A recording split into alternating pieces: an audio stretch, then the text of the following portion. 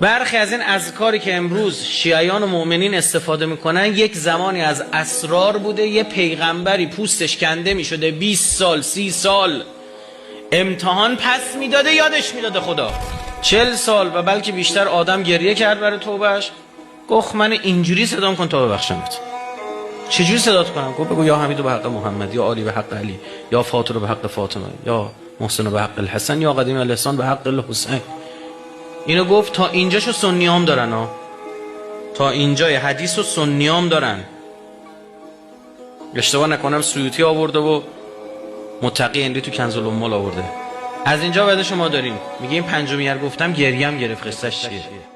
آدم ابوالبشر پس از خلقتش بر طاق عرش 5 نور دید. جبریل را پرسید که اینان که جبریل آمود. آدم ابوالبشر گفت پنجمین آنها کیست که چنین شرر بر جانم فکند؟ جبریل گفت او حسین است، فرزندی از فرزندانم.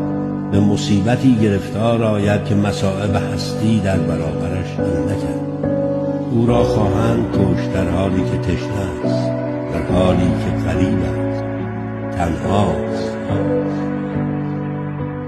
غریبا وحیدا فریدا.